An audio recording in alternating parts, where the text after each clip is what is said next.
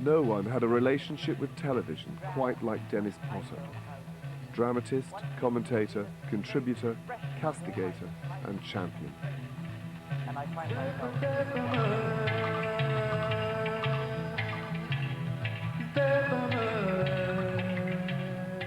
I had the yearning, maybe, I don't know what, for there to be the possibility, at least, of a common culture.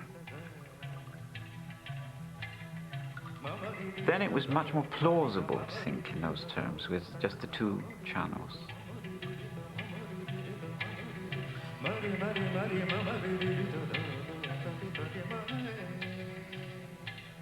I'd chosen television partly because the idea that all sorts and conditions of men and women could at the same time be experiencing the same thing, which was also a form of art, seemed to me to be one of the gifts that technology had given us, and that it's not that television is the last chance, but it's the last chance saloon, if you like. It's about the last place left in which that can still happen. By his own account, Potter's fascination with television, this beast in the corner of the room, as he later put it, began in his late teens, the early 1950s, around the time of the coronation, when so many people bought a television for the first time. Coal miner, seen here in his rooms at Oxford. It doesn't look very tidy either, nice. Yes, class does matter to me. It matters intensely. Why is that? Because I'm here 6 months of the Within a few years, he was working for the BBC, presenting his own film on his home community of the Forest of Dean. He was part of television almost since its inception. Well, I was lucky. I did get away. By a process of examination and accident, I got to Oxford, and I was able to relax and spread myself in what seemed to be a far more fertile and richer world than the Forest of Dean. This was the start of a lifetime relationship with television as a commentator, practitioner, and critic. Harry, who was 56, had a majority of over 14,000 in the general election. It always seemed to me it's likely that you've had as it were, a love-hate relationship with television. Oh my God! You were for a period a television critic yourself, weren't you? Did this sour you towards it, or was it this that perhaps helped you to realize the potential? Well, I became a television critic out of necessity. I'd left the BBC to go and work on a newspaper, and mistakenly I thought I would be allowed to express a sort of socialism in the Daily Herald, which was a great mistake. But in 1961 and 1962, the winter of 61-62, I became ill for the first time and immobile. And I had either to give up my job, and I didn't have anything else to do, or become a television critic, which meant I could work from, because in those days, the cripples, the has-beens, the deadbeats, and those due for retirement were allowed to be television critics. We all find much in television that is cheap, shoddy, and downright distasteful. Yet in the abuse, we need to throw back at the little grey-faced monster squatting in our living rooms. It's also pleasant to pick up much that is new, exciting, and splendidly worthwhile. Now the cinema documentary is in the doldrums, yet on TV we have seen its rebirth in terms of imaginative and socially conscious works that reach an audience of millions. Dennis Mitchell, for instance, has produced films for the BBC which stand comparison with any other art form. In drama, television found and nourished Harold Pinter before the live theatre would look at him. Alan Owen has written mainly for television.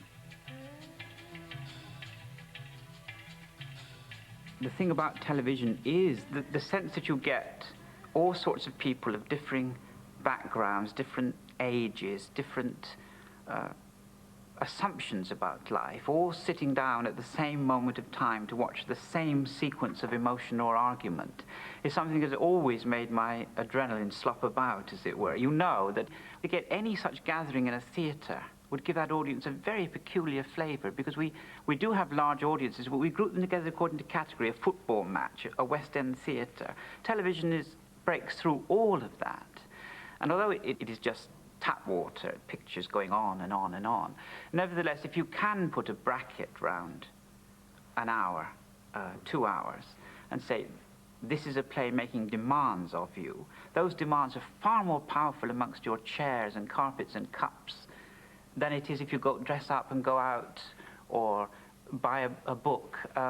It's that so much more intimate. A Wednesday night without a Wednesday play on BBC One is a bit like a pork sausage without an irritating but reassuringly authentic lump of white gristle buried somewhere beneath the skin. And so, last night, at first bite, there didn't seem to be anything on the little screen meaty enough to tackle with any great critical relish. But this is unfair. The occupational disease of the critic is sourness.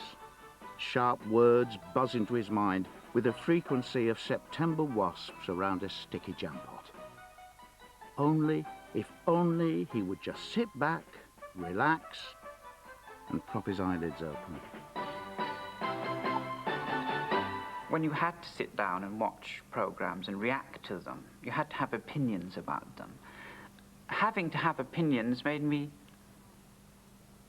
sharpen my appetite for television in a way. I was aware that there was an unnecessarily high amount of awful television, of sloppy television, of conformist television, of wasteful television. But nevertheless, you did see every so often something which clearly got through to you as the viewer, something that clearly addressed you as an adult thinking being. And then it was better than anything. Grill me some bones, said the cobbler. Potter's illness kept him from appearing on TV again for several years, but it didn't stop him from writing about it or for it. His drama output was prolific, sometimes as many as 3 plays in a year. They were seen by huge audiences, invariably controversial. They'd be discussed in pubs, at bus stops, and in homes throughout the land. And, unlike any other television dramatists, he also wrote a TV column every week. First for the Daily Herald, which became The Sun, then the New Statesman, and finally, and most powerfully, for the Sunday Times. His illness largely confined him to his home in the Forest of Dean. The isolation gave him the time to inspect and scrutinize the whole of television's output: daytime, prime time, the sublime, the banal. He elevated writing about television to the moral critical tradition of Swift, Hazlitt, and George Bernard Shaw. His Sunday Times columns became required reading, a Sunday sermon for a godless age. So I shall now ask number 2, Miss Argentina, to lead off, please. There's a lot of support here in the Albert Hall for this girl who measures 35, 24, 36. Once again, to use a subtlety worthy of the occasion, the biggest tits of the annual Miss World contest are the shameless male commentators. Sasha Distel sang Love Is All You Need, while the judges made up what the compere called their minds. My loins were not stirred by the laminated girls and their pools of white light, but I did laugh, once or twice, when Miss Finland was asked about her favourite food and snapped with a clash of pearly teeth. Food. All kind of meat. I'm quoting in there. Have you started the clock yet? Just about. On the rare occasions when he did make an appearance, he inhabited the television as if it were his natural, spiritual and intellectual home. Seriously, but not that of others. I don't at that juncture want you to talk pain. 5, 4, 3. Dennis Potter, in your Sunday Times column this week, you quote an angry playwright who came up to you in a pub in Edinburgh and said, "I think you should give up your column. Your reviews are mean-minded and malicious. You take your own pain seriously, but not that of others."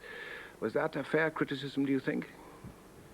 I think it had some merit in drawing attention to some possibilities in my review, and I think critics are always likely to appear to those criticised as mean-minded and malicious. But I certainly don't set out to be mean-minded, and only occasionally do I set out to be malicious, and then I usually know when I'm doing it. What about your criticism of factual programs? For instance, a little while ago you described Mr. Michael Heseltine at the Conservative Party conference as hilarious, a politician on the make, a mad conductor on a broken podium. And then of Mrs. Thatcher at last year's conference as someone who, quote, made small pawing gestures with her hands, which reminded me of everyone's favourite celluloid bitch, Lassie. Now, was there not some malice there? Yes. Yes. But are you happy with that? Yes, very. I think if you're a politician, and I think if you're a performing animal as a politician in the way that they were at the party conferences, then I think that's very fair game indeed. Because they bled productive industry white of the resources it needed to provide jobs. The stupor at Brighton was so great after the long afternoon that when a bullet-eyed delegate stooped over the microphone to beat out a standard complaint about the government's mad Marxist malaise, the assembled throng could scarcely find enough energy to bang their smooth palms together. Mrs. Thatcher, however, did not flag for a moment. She kept her glossy head tilted at a rather too carefully alert angle, and occasionally made small pawing gestures with her hands in a manner which, for a change, reminded me less of the steaming quadrupeds at Wembley than of everyone's favourite celluloid bitch, Lassie. If you're a critic, then you're dealing, or you should be, drawing upon your whole emotional structure in order, as you would as a viewer. And prejudices. And prejudices, and principles, and emotions, and feelings in the widest possible sense. Otherwise, I don't know what you are, a computer, a robot, or... No, I take the point, but isn't there another point, which is this, that you are writing for a national newspaper which has a very big readership, and you are writing for all shades of political opinion? Yes, of course, yes. But they don't merely read my column in the Sunday Times. I mean, the paper is dripping with other sorts of prejudice, and the editorials are oozing a particular line a lot of the time. In any newspaper, it ought to be a sort of federation view. One of the troubles of the British press is the very predictability of the usual paper you pick up. I mean, you know what to expect half the time. Well, that's not a newspaper. Well, lastly, I won't make this too long, Mr. Potter, but of Malcolm Muggeridge, you said, reviewing the film on Jesus of Nazareth, I would fall about with glee if I heard that he had slipped and broken his bones at Lourdes. Well, that wasn't a very Christian sentiment from a professed Christian. No, but you've obviously abstracted the... careful about that professed Christian bit, but you've obviously abstracted just the sentence which was saying that charity is not the prime motive if you're a critic. And I was saying that the unctuous quote charity unquote of the film was something that I would resist because this sort of gooey Jesus Christ with piles sort of thing, walking so tenderly on broken shells, was something. Therefore I needed a counterbalancing thing to demonstrate my own lack of charity, which I think is the sort perhaps of a great deal of criticism and a great deal of life, as long as I don't actually mean it. I don't want the poor old soul to break his bones, but it's quite nice to put it down sometimes. But you're still happy in your job? I'm happy as long as I can say it, yes. Dennis Potter, thank you. Well, we may have some trouble with the time, because, Leon, you went from 10 to 7, which threw me. What the BBC calls a great summer of sport allowed them to throw at us last week cricket, Royal Ascot, pre-Wimbledon tennis and athletics, as well as late-night soccer. My head is now an abandoned stadium and my mind rotting away with the mental equivalent of athlete's foot. The disillusion with bang, crash, slam and the rest tipped over into open rebellion during the langurs of Saturday afternoon when the BBC cameras picked up a solemn lady called Paula Fudge as she pounded along a running track with British mate written across her understandably heaving bosom. Sponsorship in sport is one thing, or several to be precise, but this was altogether a different kettle of offal. Paula Fudge, Mrs. Thatcher, Miss Finland, the Wednesday play were all considered equally. He assessed them as he watched them, as they were transmitted, before the VHS recorder provided the aid of fast forward, fast reverse, and replay. 5, 4, 3. Is this one of your better or worse days, Dennis Potter? You have this severe arthritic condition, haven't you? Well, psoriasis and arthritis together, which, I mean, they're not two illnesses, it's one, psoriatic arthropathy. And physically, it's not in fact. I'm not actually feeling particularly good, but that's something that, you know, recurs and then slightly ebbs away. You have a particularly biting style of prose. Do you think any of it's owed to your physical condition? It may, well, I would like to think yes in the right way, but not in the sense of just bad temper. I mean, clearly there are times when normal irritations can be blown up and exaggerated by physical pain or discomfort. But simply to put bad temper or malice into one's prose because of one's physical feeling is entirely the wrong way about. I mean, what I would like to think is that illness, which pulls you into yourself and makes you examine yourself, makes you conscious of things that perhaps you wouldn't have been conscious of if you were perfectly fit, and that you took your body for granted, which is the norm in general, that feeling maybe drops onto the end of my pen sometimes. It's bound to tip itself into my attitude to life, which of course is the crucible out of which I write. Love is good for anything that ails you. Baby, there is nothing love can do. Love is good for anything that ails you. How's about a sweet romance or two? In 1978, the phenomenal success of Pennies from Heaven secured Potter's position as Britain's #1 TV playwright. He was also Britain's #1 TV critic. But at the end of the year, that role would be brought to an abrupt end. Love is good for anything that ails you. At Times newspapers, two worlds were in irrevocable standoff. A union of the old school, the printers, with a securely closed shop, and a management with its hands on a new technology that could simply eliminate the old print industry altogether. The union refused to accept any substantial changes to their working practice. The apparently modern management adopted an old-fashioned ruse of simply closing their operation down until the old workforce gave in or a new one could be found.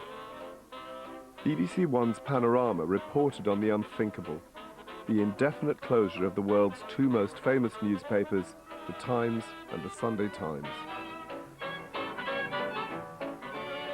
See you next week, announced a tanned but not beaten Jimmy Hill at the end of last Saturday's Match of the Day.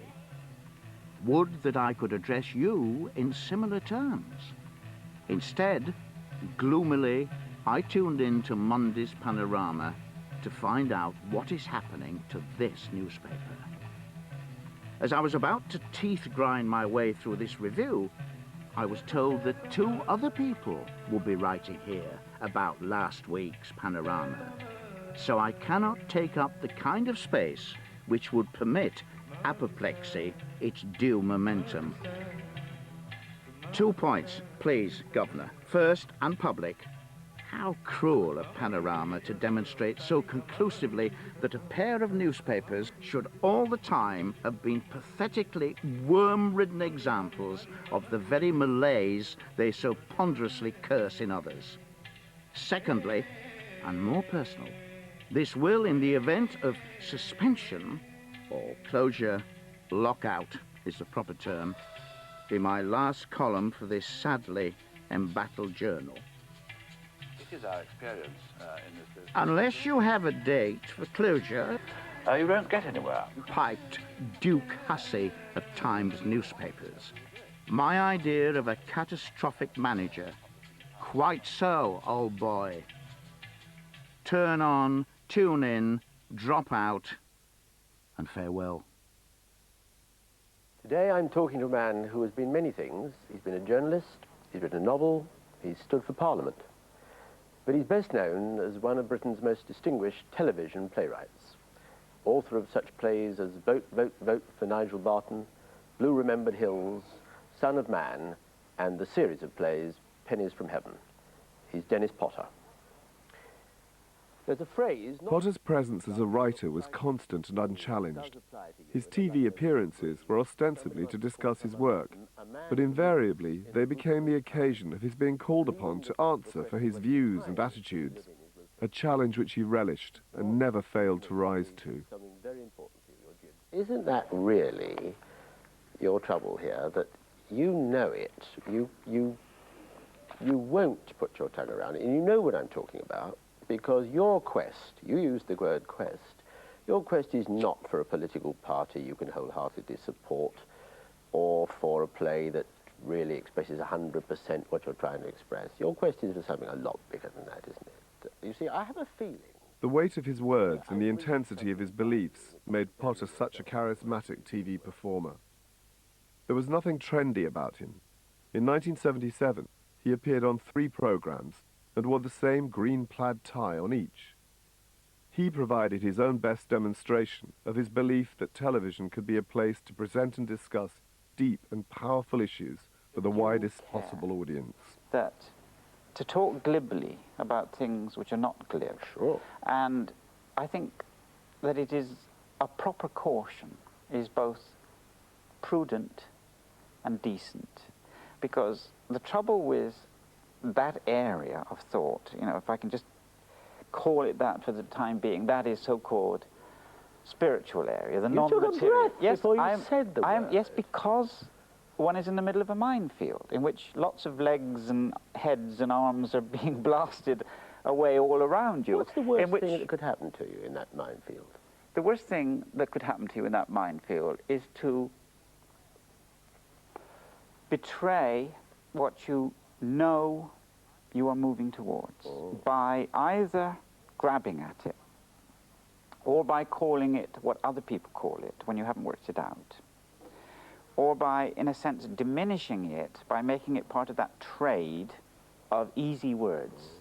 And if I know that I have something in care about myself and about, therefore, about other people, because how do you know other people except through yourself? And if I believe it to be important, and I do, and the most important thing of all, then certainly I'm in a minefield in which we live in the decline of, and again I'll say in quotes, religion, and deliberately in quotes, because it's not really a decline, it's a decline of institutionalized, the easy acceptance of certain rituals, laws, comments, a sort of proverb, matter-of-fact, cliche-ridden religion. See, at bottom, I think that religion is not a bandage. It's not there as a crutch. It's not a prop. It is the wound. It is the ache. It is the... Getting your tongue around it is the most difficult thing of all, because it is something that, in the end, you cannot know for sure. Otherwise, it's an entirely different order of discourse. And the kind of religion, you know, for example, the way the 19th century clergyman tried to come to terms with Darwinism, for example, that is, commending one system of thought in terms of another, is offensive to me. There's no way that someone's going to come along to me and prove the existence of God, or prove the need for charity, or for love, or mercy, or pity, or justice. And to me, as for generations of people,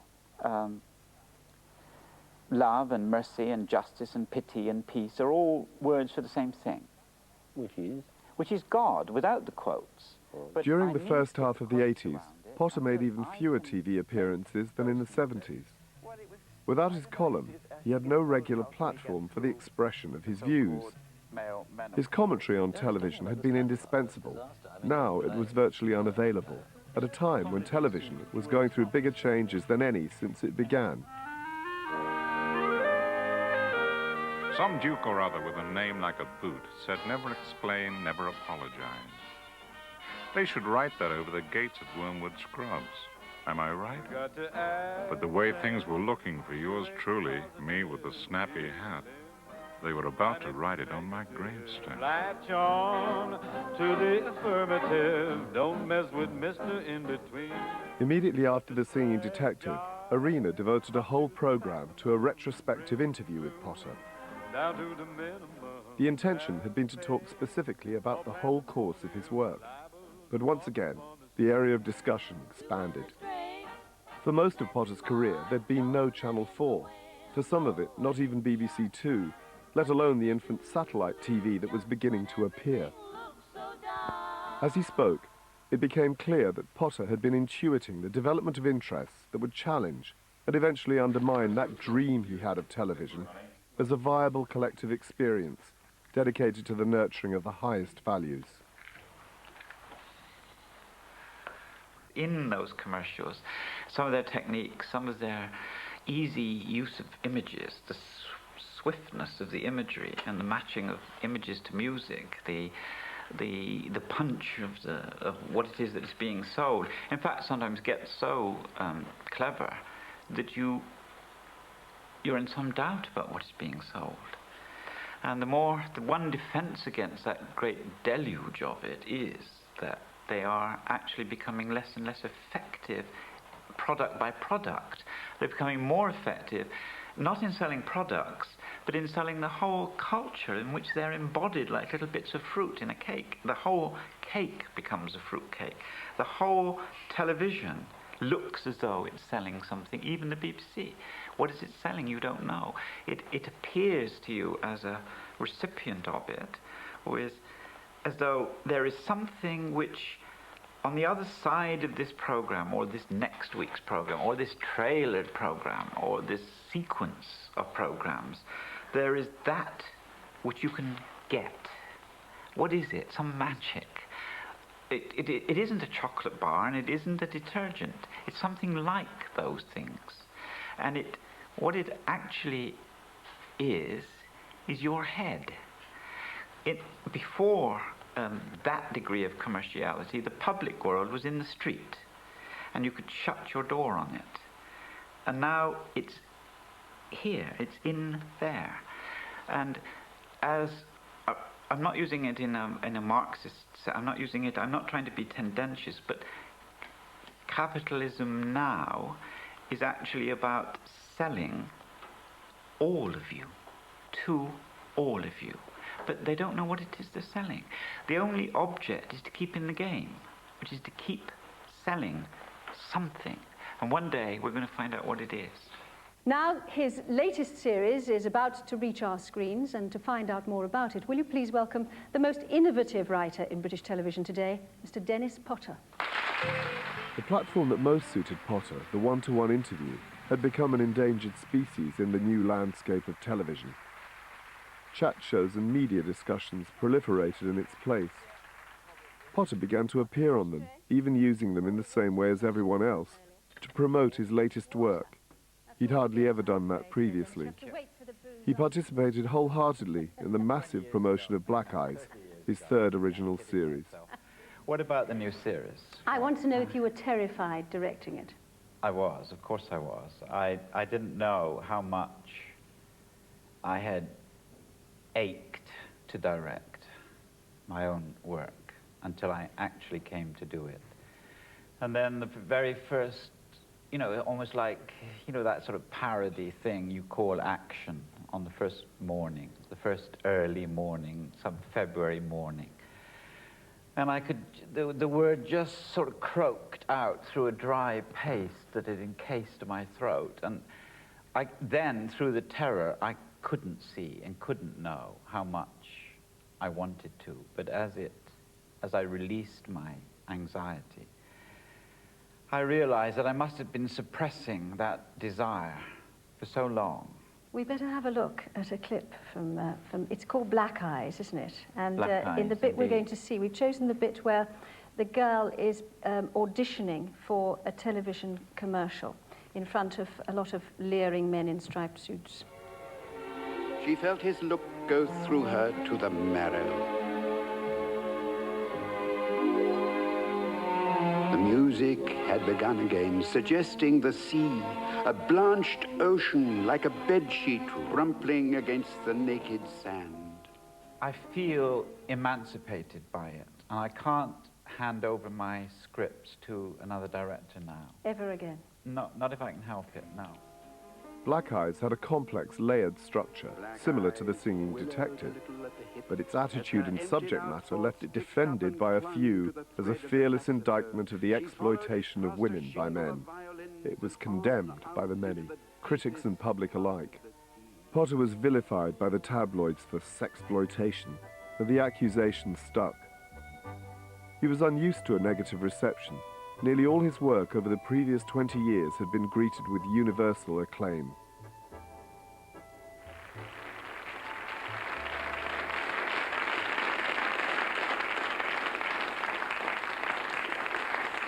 Welcome to the talk show.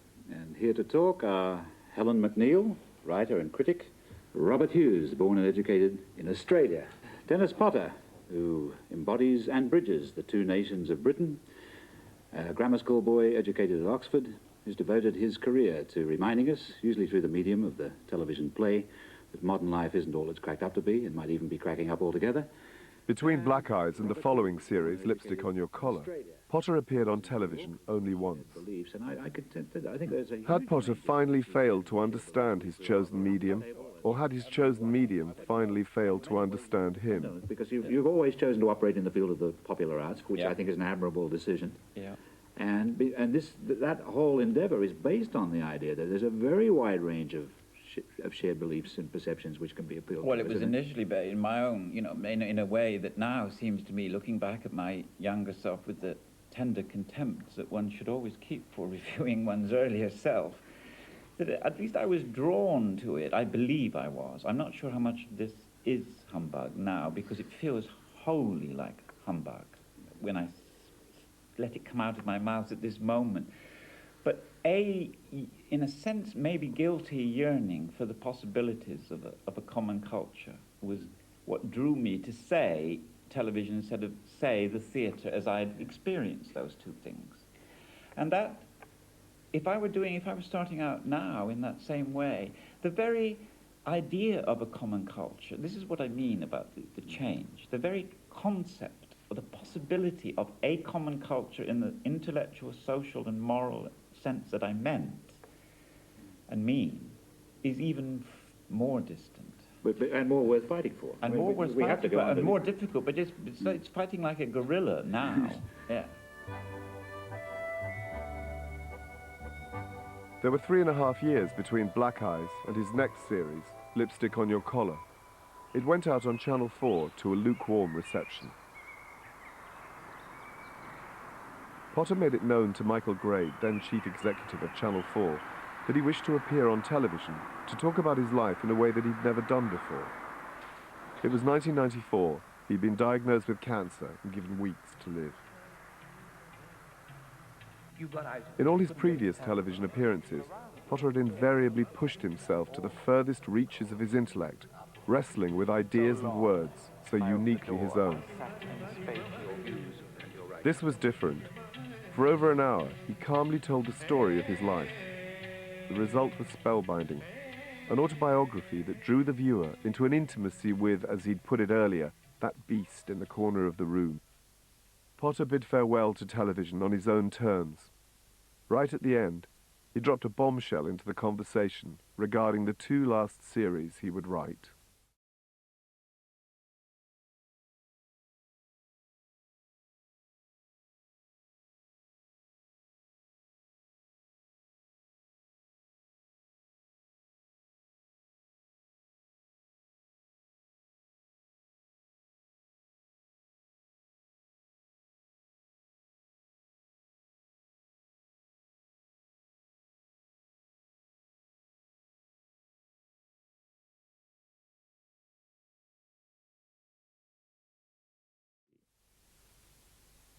His proposition was duly taken up by the powers that be, enabling him to add yet another title to his TV repertoire, that of controller.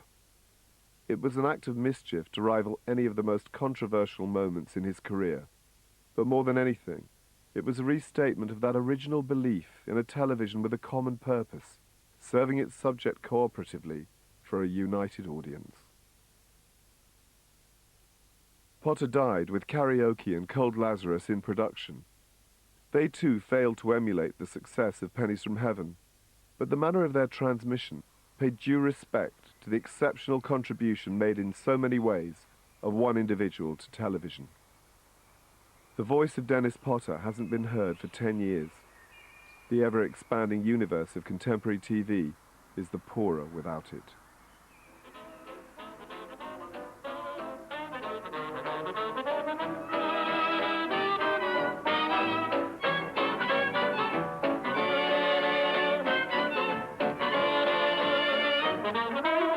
Love's a precious thing